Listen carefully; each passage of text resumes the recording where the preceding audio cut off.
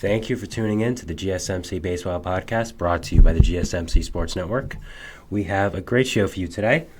We will be covering 4 different topics. So the first one is going to be about Cody Bellinger and the blockbuster news over the weekend that he is returning to Chicago.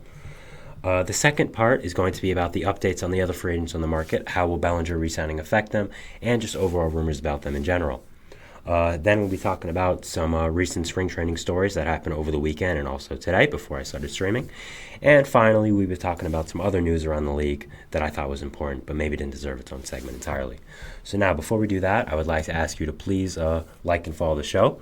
We get a number of requests from viewers, so to ensure that your question gets read by me and gets on top of the list, please use the link on the screen you see, streamelements.com/GSMC Sports Network /tip. It really does help the show, and it really does mean a lot for me and the channel and everyone else involved. So thank you so much for that. All right, so let's get into our first topic today, and that is going to be about Cody Bellinger. We finally have some movement on the free agent market and involving the Boris 4, and it is about Bellinger and him returning to his old team, the Chicago Cubs. Now, we were waiting for what the first domino to fall would be in regards to Boris and the free agents that are still in the market that are signed by, that are represented by him. And we finally got it with Cody Bellinger going back to the north side. So this had been rumored for a little while now. Bellinger and the Cubs just made a logical sense with his market kind of faltering and him being very comfortable in Chicago last year, him having a bounce-back season after the years of futility he had with the Dodgers. It just made sense, and it finally does come to fruition here over the weekend, very early in the morning on Sunday. So the basis of the deal is 3 years, $80 million. There's 2 opt-outs after the first 2 years, of course, and it is $30 million in the first 2 years and then $20 million in the last. That's just the basis of the contract. Bellinger, after seeking a long-term deal and not getting it, he takes a sort of prove-yourself contract where he gets that 1-year deal, which is the basis of it, and if he struggles, he can get the second-year option or even the third. Hopefully it doesn't come to that for him because it will be better for his career, but of course. So if he is good next year, he gets to opt out and gets to hit the market again and hopefully prove to teams, that wasn't a fluke. I'm really back. I really am the Cody Bellinger of the Dodgers once again. And he gets the big contract he was looking for, hopefully for him. I think when you're looking at this contract, there's going to be natural comparisons to another guy who took a similar contract, with that, of course, being Carlos Correa. Correa also was on the market for a long time looking for the long-term deal that he never got, and instead he compromised and took a short-term deal with the Twins, which he eventually opted out of after 1 year, and then re-signed on a long-term deal with them after 2 failed attempts to go to 2 different teams. But we all know of the Correa situation. That was old story. Just some general thoughts on this deal for the Cubs and for Bellinger. I find it very interesting that Bellinger and especially Boris finally gave in and took a short-term contract and didn't take the long-term deal that they were looking for. Maybe 7 to 8 years, $300 million, something like that, which Boris probably thought he was worth because of the season he had last year and his track record. You look at Boris and just what he's done over his career. This is not something he does often, and I think it's a mixture of him realizing, okay, I think the times are different now with a lot more analytics, a lot more information teams have. They're going to realize these players who, they're not worth the contracts that teams would give them in the past. Now, Cody Bellinger is still a really good player, but there are a lot of, concerns you have with him. One of course, being that we heard about the Yankees and why they didn't want to bring him in was that because he didn't really hit the ball particularly hard last year, and that could show some signs of luck and some signs of regression going into the future. And, just that he may not be able to live up to the contract that a team gave him. And I think a lot of teams saw that.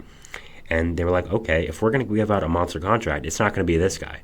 If you're a smaller market team, like you have teams like the Yankees, like the Mets, like the Dodgers, teams like that can give out long-term, huge contracts every single year.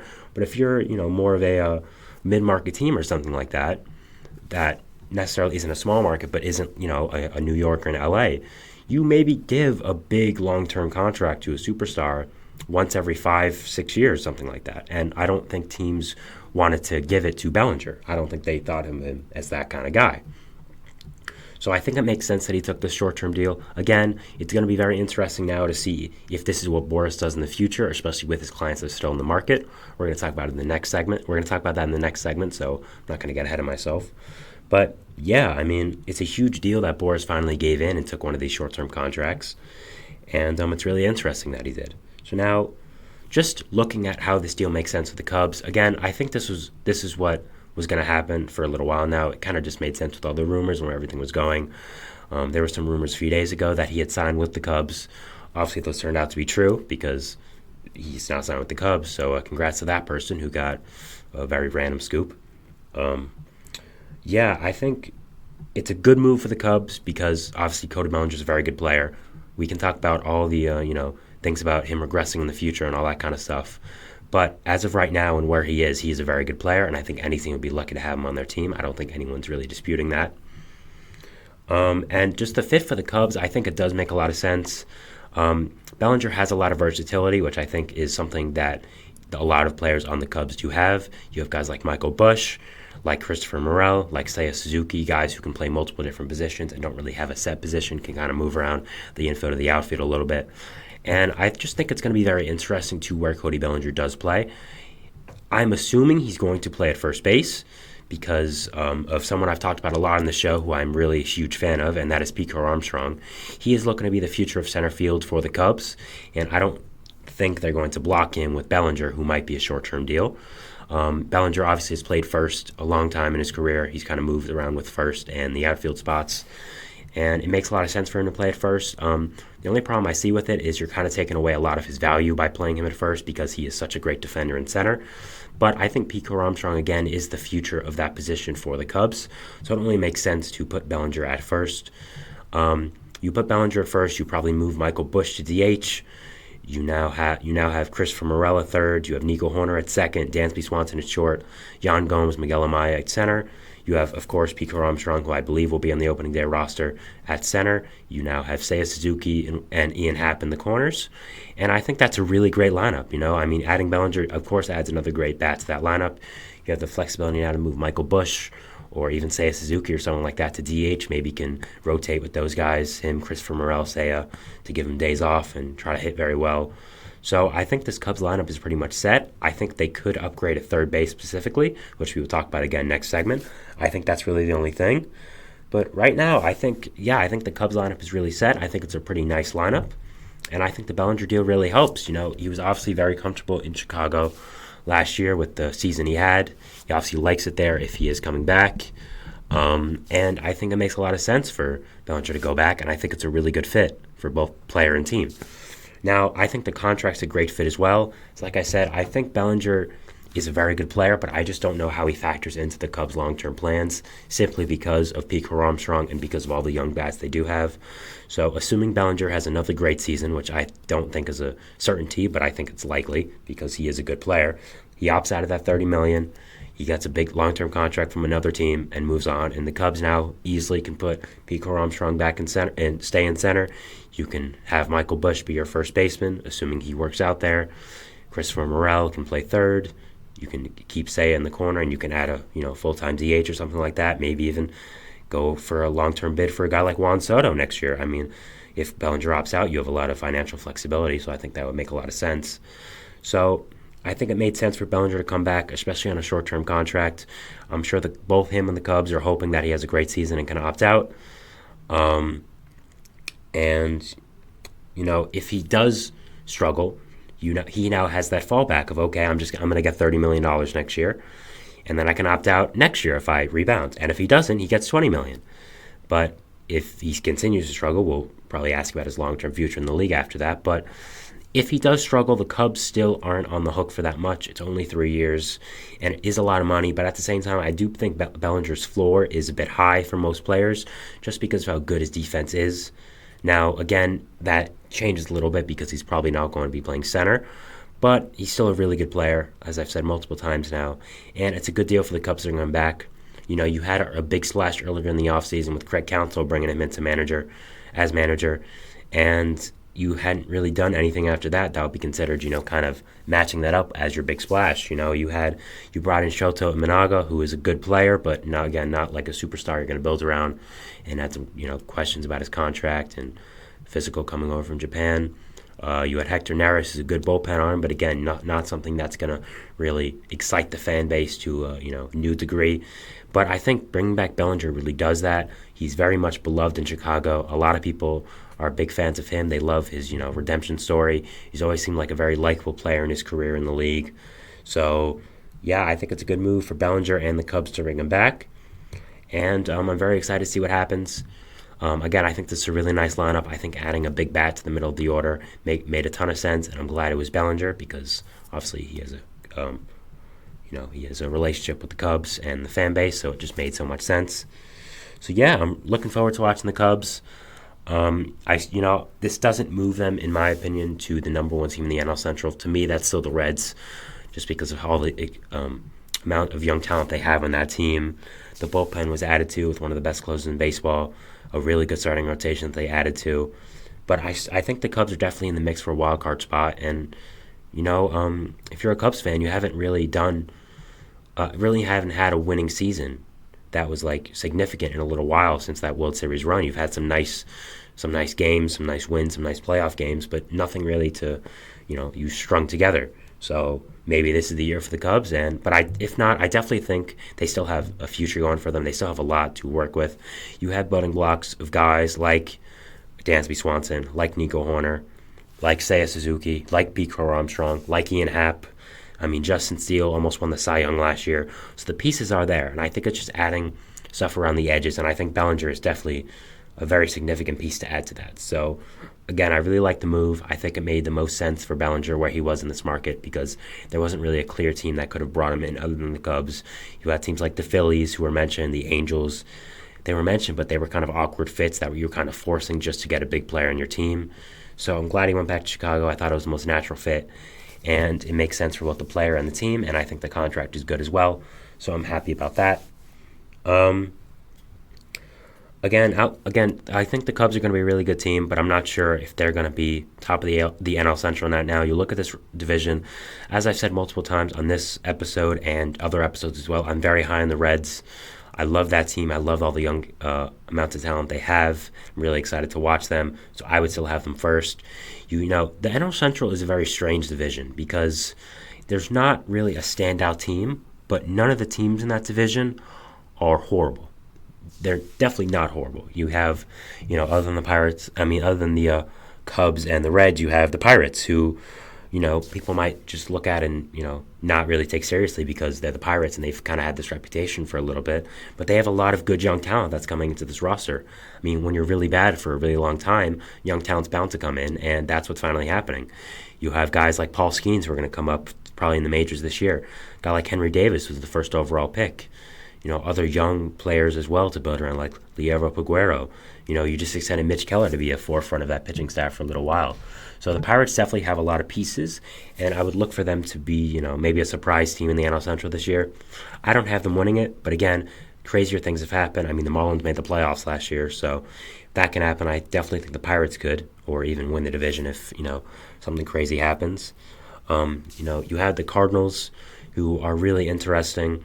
Obviously, they've had a lot of pitching issues the past few years. They think they've added to it this offseason, signing Sonny Gray, Lance Lynn, Kyle Gibson. I'm not entirely sure, but maybe they know something about those guys that I don't. But they have such an array of young bats that it's really incredible the amount of talent there is there for those bats. They also made a signing, so we're going to talk about that later in the show, but I'm sure if you're a baseball fan, you probably know what that signing is at this point. I'm very high on the Cardinals' bats. It's just a matter of getting that pitching staff together and getting it to be a cohesive unit who can really win games for you. I think Sonny Gray will do that, but I think the rest of the rotation is a big question mark. You have the Brewers, who are very interesting because they just traded Corbin Burns, their best player, and they lost Brandon Woodruff for the year. They did re-sign him though. You have a good young core, but nothing that's going to be really great and that's going to get you into the playoffs like the Brewers teams of the past.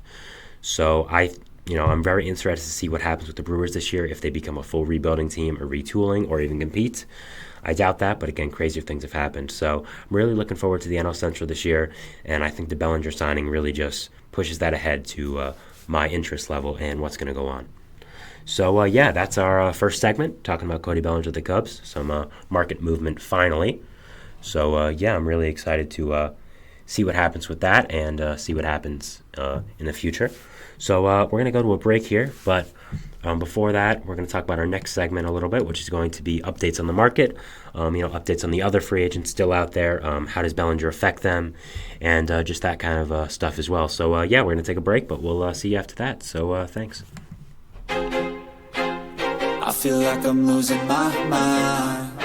Is everybody in the world blind? Please, Lord, give me a sign, a sign. I feel like I'm losing my mind. Is everybody in the world blind?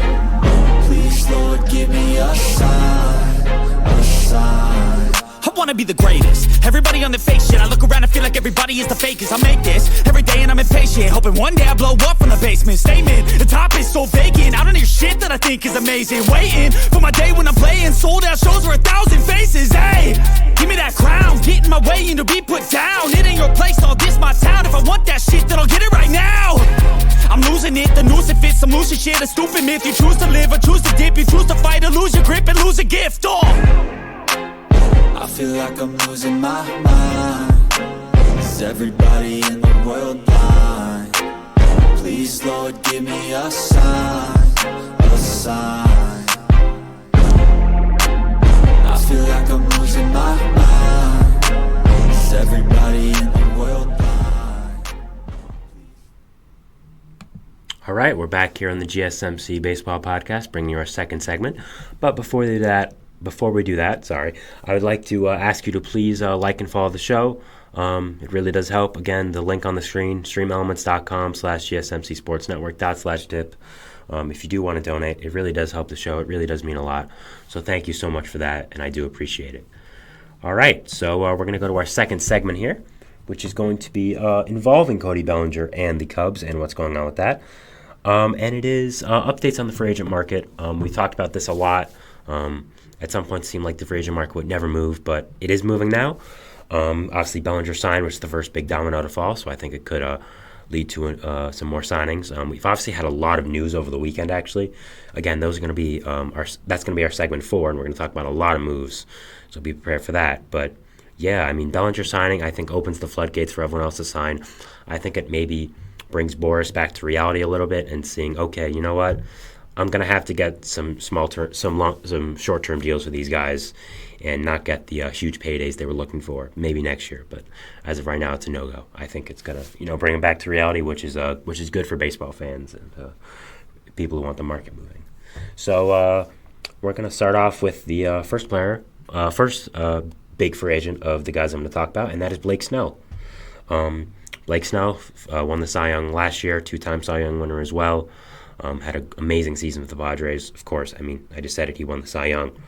So, yeah, what's been going on with him is, so first, Jeff Passan said on ESPN that he believes it's probably the Angels or Yankees, I don't know why I said Twins, sorry about that, for Blake Snell, that's where he's probably going to go. Which we've known that for a little while now. Those are the teams that have been most rumored, so I think it makes a lot of sense. Then Jack Curry, who is one of the most reliable Yankees guys for reporting, rebutted that and said he believes it's Snell to the Yankees is unlikely on the spring training broadcast. So that adds a little more to it. So I think it's very interesting to wonder where Blake Snell is going to go. I think you have to look at this point is he going to take a short-term deal? I think when you have, like Bellinger did as well, of course, when you have the market being as slow as it is for Blake Snell, a guy who just won the Cy Young for crying out loud, I think you have to realize that you may not get the payday you're looking for this year. Now, I think there are a few big reasons why Blake Snell's on the market still. I think the first one is inconsistency. Now, you may be saying, what do you mean inconsistency? He's won 2 Cy Youngs in his career.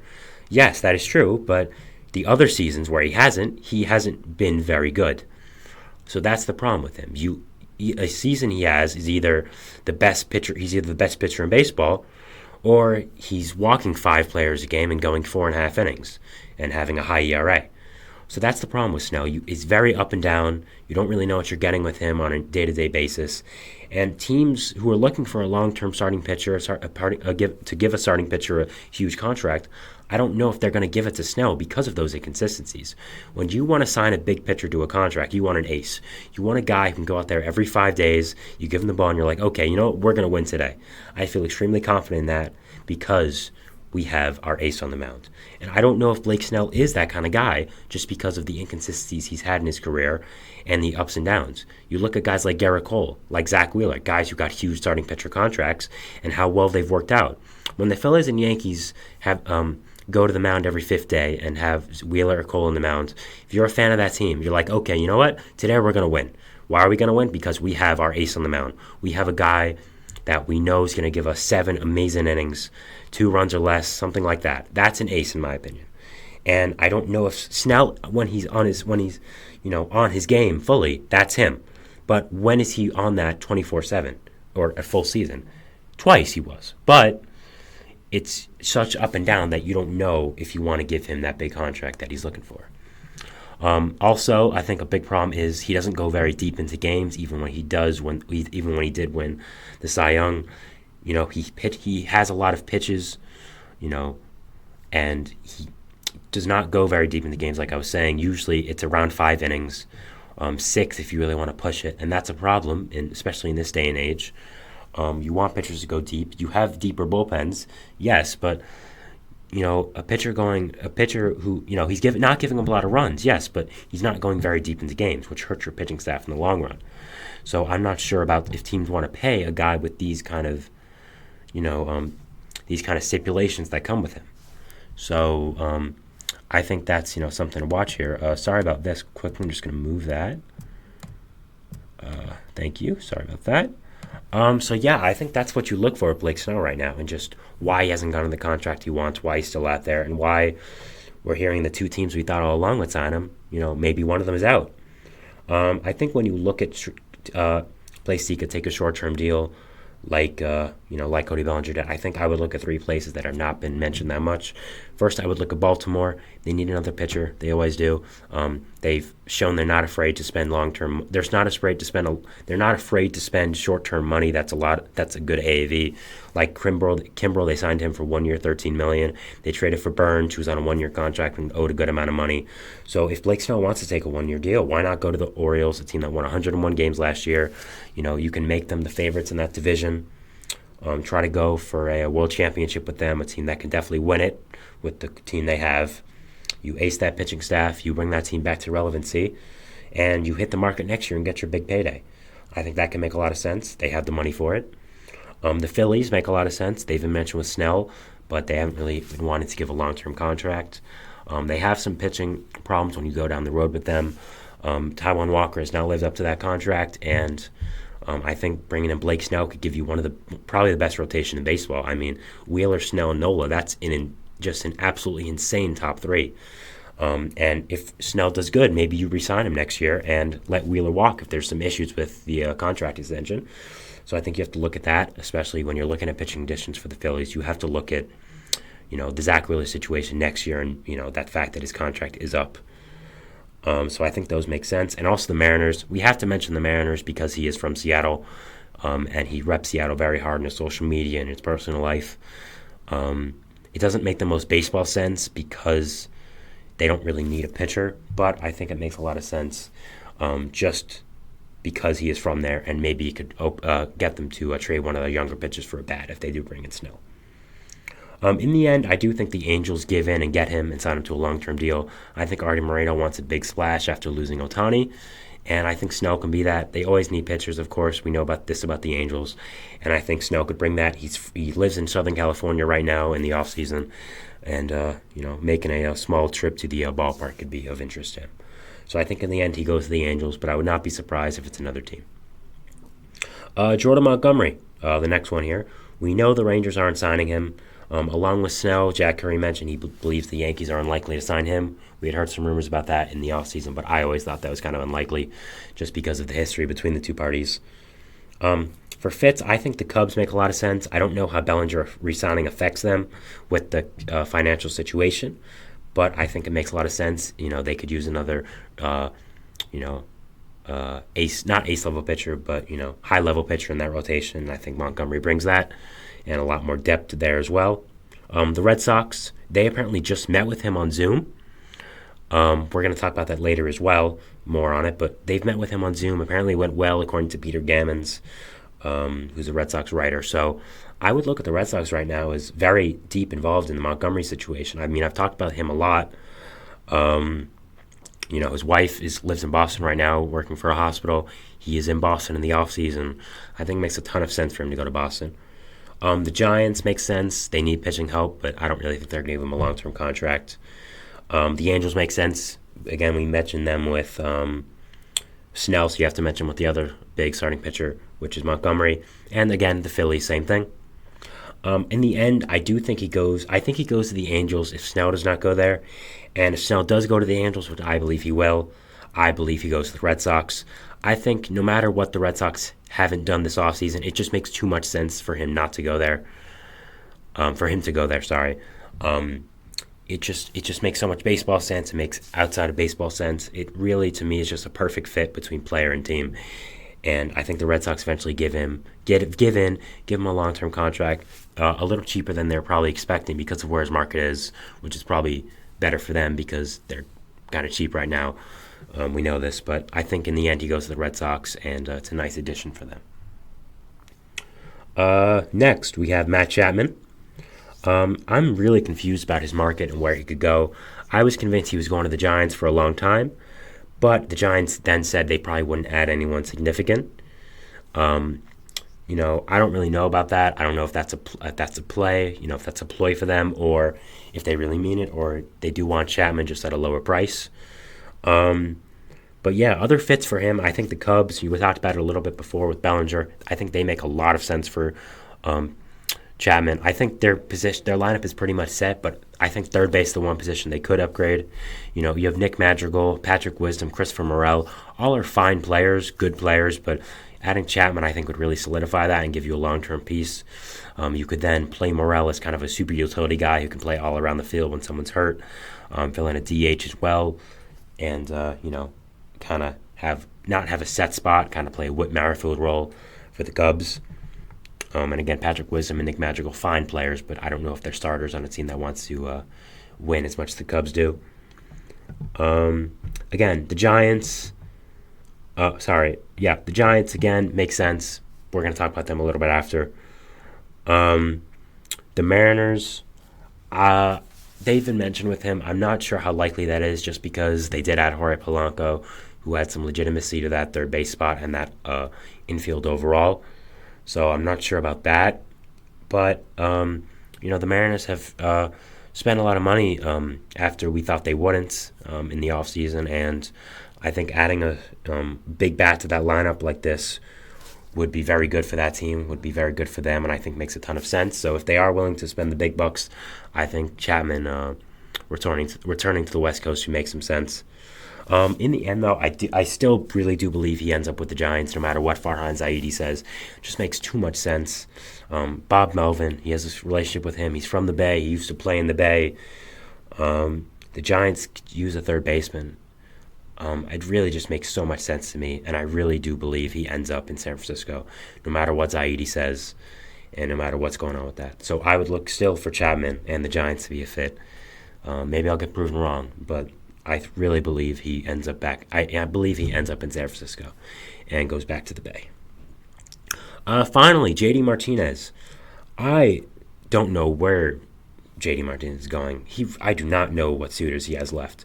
I guess the Angels, the Mets, the Tigers even. I really don't know. I think we'll look at these teams just because we have to, because JD Martinez still is on the market. First, the Angels. They could use another big bat to that lineup. Martinez wouldn't go far in L.A. He would go from the Dodgers to the Angels. Just quick drive, different parts of the state. So I think the Angels make some sense. They do have an opening at DH, of course, after Ohtani left. So I think that could make some sense, but I'm not sure if they want to add a one-year deal for a veteran who's going to cost a lot for a team that's probably not going to be competing for a playoff spot. And I don't know if Martinez wants to go to a team that's probably not competing for a playoff spot. So I think that's something to look at. The Mets have been mentioned with him. I think they still want to give looks to Mark Vientos and DJ Stewart at the DH spot. But if both of them really struggle in spring training and Stearns doesn't see much out of them and JD Martinez is still lingering on the market and they can get him at a discount, I think it's possible the Mets pounce on that. But I think if they really wanted Martinez with where its market's at, they probably would have gotten him a little while ago. So I wouldn't look at Martinez and the Mets as rather likely. Finally, there were some rumors going around about the Tigers on social media, just some fans speculating. But I wanted to mention it because I thought it was interesting. Obviously, he played for the Tigers for a long time, so it'll be homecoming for him. The Tigers are trying to win. I think we've seen that with their offseason moves. Jack Flaherty debuted with the Tigers today, had a good start as well, so that's something to mention here, I guess. But yeah, maybe they don't think Kerry Carpenter's ready to step up in that full-time DH role. Needs a little bit more seasoning either on the bench or in the minor leagues. You add JD Martinez, you add a legitimate middle league order bat to that lineup. I think it can make a lot of sense, and Martinez maybe wants to come back to Detroit, maybe enjoyed it there, and wants to have a nice homecoming. So I think definitely that's something that could happen. It's kind of pure speculation right now, but I think looking at Martinez, we have to have pure speculation because I really don't know where he's going to go right now. I'm very perplexed at what his suitors are and where he is going to end up going. So yeah, that's our second segment, just talking about updates on the other free agents on the market after Bellinger left. We're gonna go to our third segment here, which is going to be talking about some spring training stories, some stuff that happened over the weekend and before I started this show as well today. So yeah, we're gonna talk about that, and we'll go to a break, but then we'll go to our segment 3. So thanks.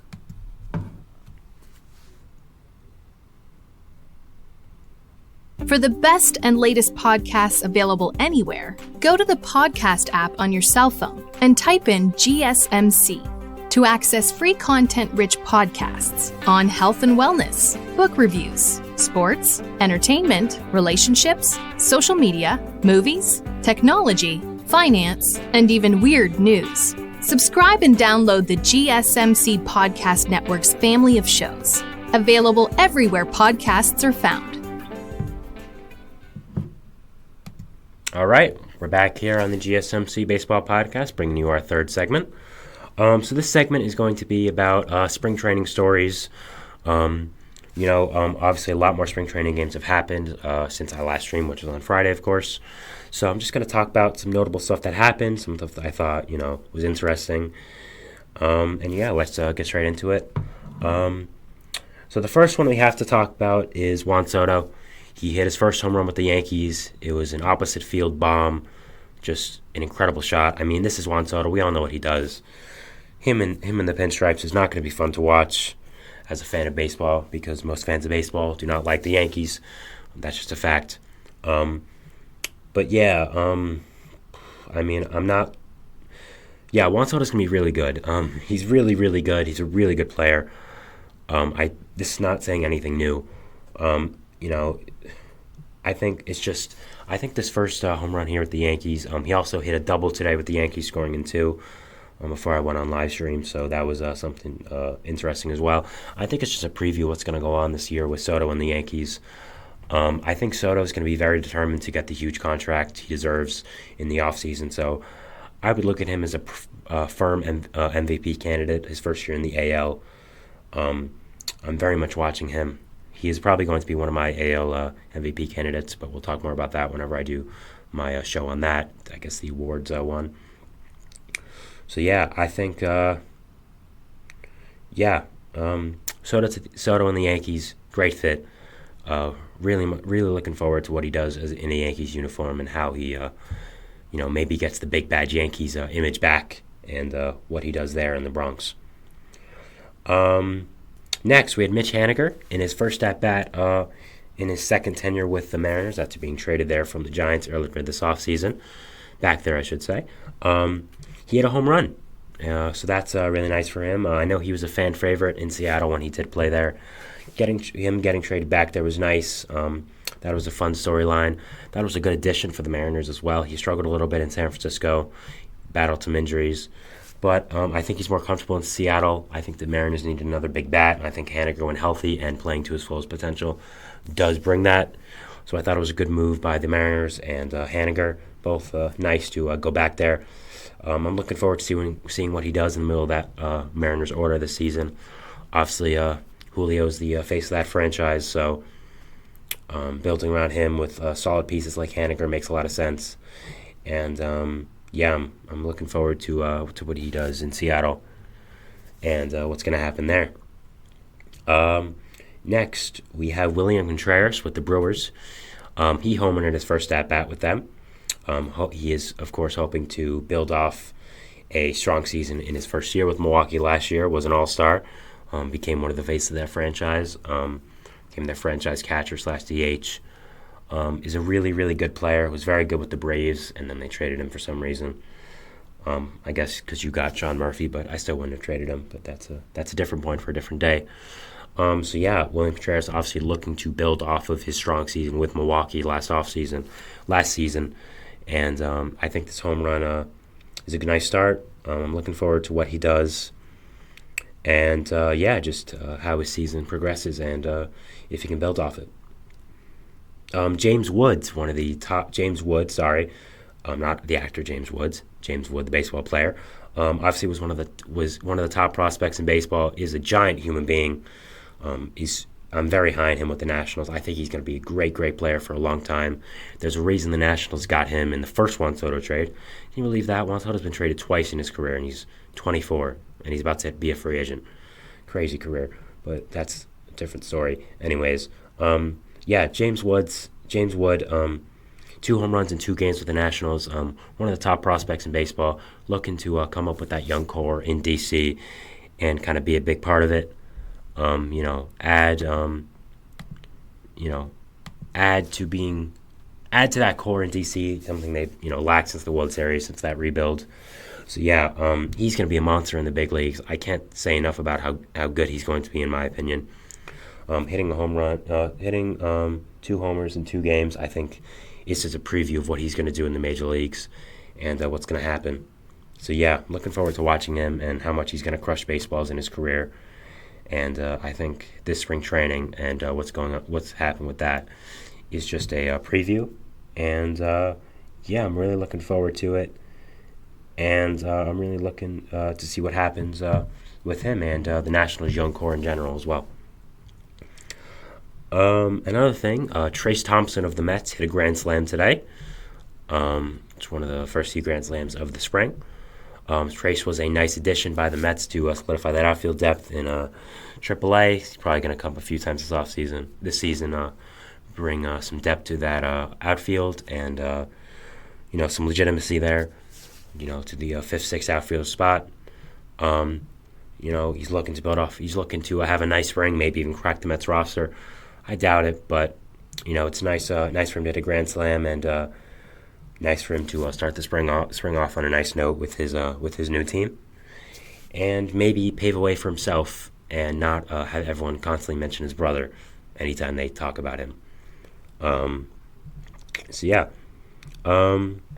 Next, the Yankees. Another story about the Yankees. They got 1 hit in a split squad game against the Phillies, so I thought that was notable too. I'll mention. It was a lot of their backups playing versus Aaron Nola, who's obviously a very good pitcher. So you have to take that into consideration. But still, a nice start by Aaron Nola and the Phillies pen, and a lot of their starters playing as well. A nice start for them. And just what happened with that. And just looking forward to that. And good game by the Phillies, and nice job to one hit the Yankees, even if it was their backups of sort. Now we're going to Saturday. The Yankees, they scored another story about the Yankees. Sorry about that, but there's a lot of stories about the Yankees. They're notable. They scored 22 on the Tigers, which was led by top prospect Spencer Jones hitting a 470-foot home run. If you guys don't know the name Spencer Jones, please learn it. He's an incredible player, an incredible prospect who's going to be up very soon for the Yankees. He's probably the reason they don't have Dylan Cease on the team right now. That's the White Sox very much wanted in the trade talks, but the Yankees didn't give him up because of how good he is. I actually agree with the Yankees. I think he's very, very good, and I wouldn't give him up for Dylan Cease. Yeah, this guy's a monster. People have compared him to Judge, which is obviously kind of a lot because Judge is such a good player. But he's had a really great start to his career in the minor leagues and with the Yankees spring training as well. He's a beast. He's just so muscular, so strong, such a big human being, and such an amazing, just raw athlete. So, looking forward to seeing what Spencer Jones does in his career and how he can keep going with this and, go on and what he does and how he progresses in the major leagues and if he's up this year or later or next year. Most likely next year, but top prospects coming up earlier and earlier in there, with how baseball is. So I wouldn't be surprised if he is up fairly soon. The Phillies and Blue Jays, another story about the Phillies. They had a 14-13 game. The Phillies had a 10-run fifth inning led by prospect Matt Kroon hitting a 3-run homer. Very high-scoring game here. Good for the Phillies and the Blue Jays to get acclimated to spring, start scoring a lot of runs, keeping spring training exciting, and just keep going on with that, and just adding to the storylines here and what's been going on and what's been notable here about spring training and what's going on. So that was something that happened over the weekend that I thought was interesting. Finally, the Dodgers and the Angels, their game finished in a tie, which is useless. Why is there ties? I understand it's spring training, but I don't like ties. Ties for football, ties for other sports. Don't bring ties to baseball. But yeah, you don't see very many ties even in spring training. So I thought it was something notable to talk about, and about that as well. So we're gonna talk about today's games now and what's going on with that. We obviously talked about some things before, but just some notable stuff from today. As I mentioned, Trace Thompson hit a grand slam for the Mets. So that was something. Top prospect as well, Luis Angel Acuna, came over, of course, in the Scherzer trade. He had 2 hits, so trying to build off, trying to rebound after a rough start to his start in the Mets farm system. The Cubs and Royals are currently in the 4th inning. It is 4-0 Royals to start the game. So I guess Cubs aren't feeling that revitalized team after re-signing Bellinger. 3-2 A's to D-backs in the top of the 4th. There's a no-hitter going on currently in the 6th inning of the Reds-Mariners game. Seattle has 1 hit and Cincinnati has none. Seattle had to start the game. Luis Castillo throw 2 innings, then Austin Voth and Heath Hembree. So they're looking to throw a nice little spring training no-hitter. We'll update you throughout this to see if it stays here. Brent Suter, the Reds' new addition, is in for the Reds for the first time, so that's nice to see. It's 7-1 Angels currently in the top of the 4th, so that's something to watch here. Nice job of the Angels to blow out the Giants. Hunter Dozier has a 3 RBI game with them, so nice start to his Angels career. Maybe he'll make the roster. Definitely possible. Dodgers Rockies 4-0. Guardians Padres 4-0. Reds Brewers 2-2. Rays blew out the Orioles 8-3 today, so that's something nice. If you're a Rays fan, and of course talked about him before, but the Yankees, they beat the Twins. Sorry about that. They beat the Twins 9-2, starting off a strong spring for them with their new additions, like of course Juan Soto. Marcus Stroman over the weekend did not pitch very well, but he's still getting acclimated to the Yankees, so I wouldn't worry about him as much. I think there's a lot of emotions with Marcus Stroman coming back to play for your hometown team. Always is a big deal, and I think garners a lot of emotions into people, as it should. It's a big deal, and I think I wouldn't be too worried about Stroman if I was a Yankees fan. I think he'll be fine, and I'm still not a huge fan of the signing, but I wouldn't be too worried about his slow start with the Yankees and what's going on with that. So that is our 3rd segment here. We're going to take a short break, but then we're going to bring you our final segment, which is news around the league. Again, news stories I want to talk about, but didn't think they were entirely notable to be talked about as a full segment. So, we're going to talk about that, and then, but first we're going to go to a break. So, we'll go to that, and thanks. See you after that. Bye.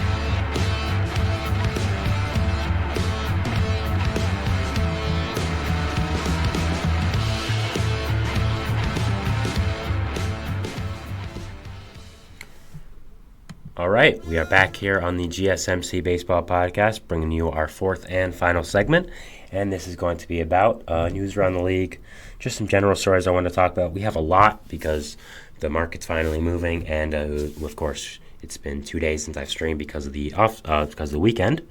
So let's get straight into it. Starting off a little light here, the Mets added Colton Ingram off waivers from the Tigers. This is a nice step move, I think, by the Mets. Added some lefty bullpen arm depth again to them, which they've needed for a little while now. I think was a good move. Just a little under the radar. Matches a lot of the trend that David Stearns and the Mets have had with the Mets so far, which is that he has a good K rate, but also a bad walk rate. So they're trying to figure out that raw stuff for him without giving up all the walks. So just good depth by the Mets. Can never have too many lefty relievers, especially ones that are going to be in the minor leagues, like Colton Ingram. So, I like it. Next, we have the Phillies. They added Cam Gallagher off waivers. Good depth move by the Phillies. Makes a lot of sense, to add another veteran catcher to the mix. Can never have too much catching depth. And nice guy to add behind JT Realmuto and his backup for the season, just to add a veteran presence there. Probably won't make the roster, but will probably be a nice step for them in AAA.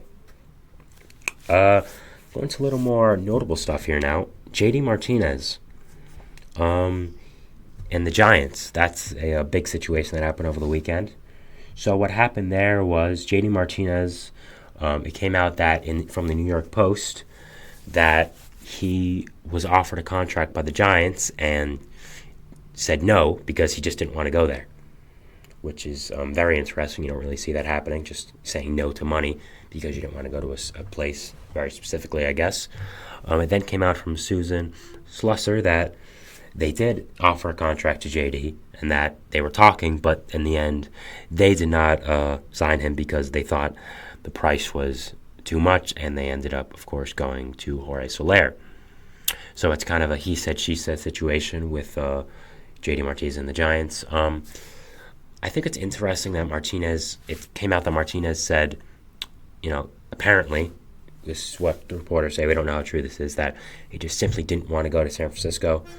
I think that's kind of been a trend the entire offseason. They have a lot of money to spend, and they haven't had that many free agents going there that are big, and we've heard a lot of rumors about the city and the teams. So first, before we talk about the city, it could just be that JD didn't want to go there for, he just played for the Dodgers and maybe didn't want to go to a rival. Maybe he felt connected to the Dodgers. Maybe he didn't want to move to a different side of the state, but stay in the state. I don't really know, but I guess that's a part of it. Maybe, maybe he felt connected to the Dodgers and didn't want to go to their biggest rival. It's possible, but I don't think that's the reason. If he really didn't want to go there, I think it more has to do with the city and the rep it has within baseball. A lot of players have come out and said they don't really like San Francisco. They think there's a lot of problems with the city. The taxes are too high. The weather's weird. Now, I'm not going to really speak on that because that's more of a political issue that is not really my expertise. I will say I've been to San Francisco. I enjoyed it a lot. I've been to their ballpark. I enjoyed the ballpark a lot. I think the splash hits is really cool. I think the view of the Golden Gate Bridge in the background is very nice, so I think it's a very nice ballpark. I think it's a very nice city. But again, if it has a different rap within baseball, I wouldn't really know. So I'm not going to, trash talk San Francisco here. But I know this has been something that's been mentioned by some players in the past about going to San Francisco. So, I just wanted to mention that with Martinez because it could be that. Moving on now, we have some updates on Cody Bellinger and his injury involving the Mets. According to Andy Martino of SNY, who's one of the better Mets reporters, he is saying Bellinger will probably be back mid to late May if everything goes according to plan for his rehab. That's kind of what I was expecting. You'd need to take 3 weeks to shut off everything completely, 3 weeks to build back up. Then you have to probably pitch some rehab assignments, make sure you're fully ready to pitch because you don't want to re-injure it or have a setback. You also want to be extra careful. So if he's not ready after 3 weeks, he's not ready after 3 weeks. There's really nothing you can do about it. So I think that's something you have to look for. But yeah, I think mid to late May makes a lot of sense for the Mets and for Senga's injury. Obviously the Mets need him back as soon as possible, but he's still in a contract for a few more years, even with the opt-out. So I think preserving his long-term health should be priority number one for the Mets. And definitely don't rush him back, especially in a year where you're not trying to necessarily win the World Series. You're definitely trying to compete if you're the Mets, but you're not trying to go all out and win the World Series. So I think it makes a lot of sense to be cautious with Senga and not rush him back like you maybe would if you were in the playoffs or trying to go all out for a World Series like this was your last year for it. So Brian Mata of the Red Sox, he hurt his hamstring. He was in the mix for the Red Sox bullpen job. Would have been a nice addition to them. Was a prospect for a long time with them. Kind of, silted out a little bit, but still has some nice raw stuff. I think would have been a nice addition to the Red Sox bullpen. His hamstring hurting. I don't think it's a big blow to the Red Sox bullpen, but I thought it was notable. A nice young arm with some good stuff. That probably would have been a good bullpen arm. Hopefully he comes back from this. Hopefully he lives up to his potential and pitches good for the Red Sox and can be a good addition to that bullpen and what they're trying to do there in Boston. Next, Carlos Santana. He talked about to the press how he wanted to go back to the Pirates before going to the Twins, which is very interesting. Obviously, he did not go back to the Pirates. He signed with the Twins. He talked about how the Angels, his agent, and the Pirates tried to get a deal done before he went back to the Twins. Why do I keep saying Angels? Sorry about that. Before he went to the Twins. But nothing finished, and he's happy with the Twins. It makes sense that he wanted to go back. I think he played a veteran leadership role for the Pirates. Looked very happy when he was there as well. I think it made a lot of sense for that young team, bringing in a veteran first baseman. Obviously, they brought in a different first baseman in free agency with Rowdy Tellez. So I think that probably ended any chance of him going back to Pittsburgh. So I'm not really surprised he didn't. Santana and the Pirates just obviously didn't fit, but I think he's a good fit for the Twins. I think brings a good amount of late-game pinch hitting, brings good depth to that Twins bench and that first base spot. So, I'm looking forward to seeing what he does with the Twins and what his role ends up being. Garrett Cooper, he signed with the Cubs on a non-roster invite deal. Some nice depth to the Cubs for the first baseman position. Obviously, we don't know about Bellinger, if he could be playing there or not. He is not officially signed, of course, so maybe this was in the workings before he signed, but we don't know. I think him going to the Cubs, nice move for the Cubs to get some depth in there, get some depth involved with that team, and add a nice player to that. So nice deal by the Cubs to bring back Garrett Cooper. Brandon Crawford, he is signing with the St. Louis Cardinals. Kind of a deal that came together out of nowhere. I didn't really expect this or had it on my radar whatsoever. But, it's happening. So we're going to talk about it a little bit. So why does this make sense is the first thing. Now, Crawford leaving the Giants, I think, is a big story. Obviously, he played with the Giants his entire career, and now he's going to a different team. So it's going to be very weird to watch that flow with another team, not the Giants. But I think it makes a lot of sense for him to go to the Cardinals. I think that team is a good fit for him. Obviously, the Cardinals have a very good young shortstop in Mason Wynn, who's probably the future of that position for them. So, I think Crawford brings a lot of veteran leadership to that. Can teach him a lot, especially with fielding, which is Mason Wynn's MO, which it was for Crawford in his prime. He was one of the better fielding shortstops in the league in his prime. Probably still is if he was starting. Obviously had a very weird season with 2021. Kind of was great out of nowhere, and after that, came back to the reality with the Giants. I think it's a good move by the Cardinals to get some veteran leadership in there. Also add some more depth behind Mason Wynn at shortstop, with Tommy Edman being questionable for opening day with his injury. The Cardinals do get a rap of signing old veterans to contracts past their prime. They just did it with Matt Carpenter this offseason, but of course he was a Cardinal for a long time, so I think it's more of a homecoming storyline situation. But I still think it's a good move by the Cardinals to bring in Crawford. I think it brings in some nice veteran depth behind Mason Wynn, the youngster. And, I'm really a big fan of it, even though it wasn't on my radar. I think it was a good move by the Cardinals.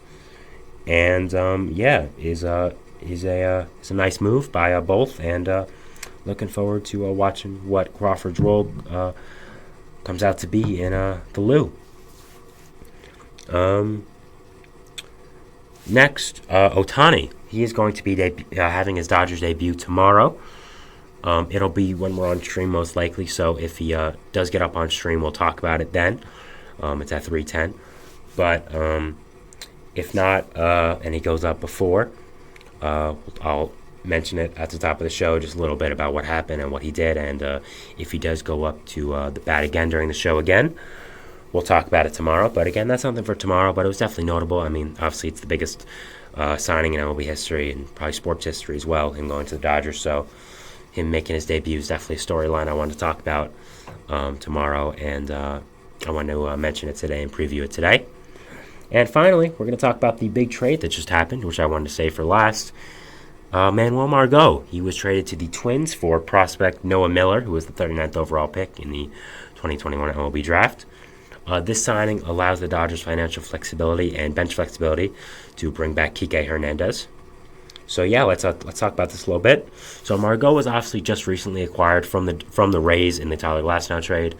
Figured to be a platoon bat with Jason Hayward in the outfield and brought a nice fourth outfielder presence for them. I didn't expect him to be traded, but obviously baseball, a lot of things you don't expect to happen do happen. I think it's a good move for the Twins, just going to them first. I think it's a nice outfield depth move for them.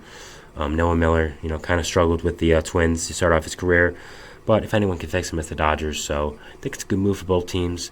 Dodgers set some salary, bring back a player they obviously like, in Kike Hernandez, which it's going to be his third separate stint with the team. And you trade Margot, you get rid of some $12 million on the payroll, which probably isn't a lot in the long term, in the grand scheme of things for the Dodgers, but it's still a lot of money, so I understand why they wanted to get rid of it. Good move by the Twins, I thought. Good move by the Dodgers to bring back Kike Hernandez. Obviously, a super utility guy who's going to help you in a lot of ways for that team. He's obviously very familiar with the Dodgers organization and the players there. Andrew Friedman obviously loves him, and he's a very smart guy, so I wouldn't really doubt anything he does. Looking forward to seeing that. It was very interesting because Kike Hernandez was down to 4. We knew he was going to sign soon. It was actually part of this that he was going to sign soon in my other news around the league. But then obviously this happened about an hour before I went live, so I, improvised. We knew about the Twins, Angels, Padres, and the Giants being finalists for him. We thought he was going to go to one of those teams. But instead, he goes to the Dodgers. So it all came together very quickly, as Ken Rosenthal said in a tweet about him and the Dodgers. Margot was suddenly scratched from the lineup, so I think that shows just how quickly this came together. I guess the Dodgers really wanted him. I'm sure Hernandez wanted to return back to the Dodgers. Who wouldn't want to go back to the Dodgers, especially if they've shown they want to? So, good signing by the Dodgers. Good trade by the Twins. Good job by Kike to find a home back in LA. Fan favorite, of course. So I really like this move for the Dodgers and for Kike as well. So that's going to be our show today. Thank you so much for watching. It really does mean a lot. Make sure to follow us wherever else we are. Facebook, Twitter, TikTok, Instagram, Twitch. Make more content and updates on the stream. Please leave a positive review. It helps us a lot. Thank you again for tuning in and spending part of your day with me, and everyone else who's listening on the audio version as well. Thank you so much for that. Have a wonderful day, and I'll see you later. Goodbye.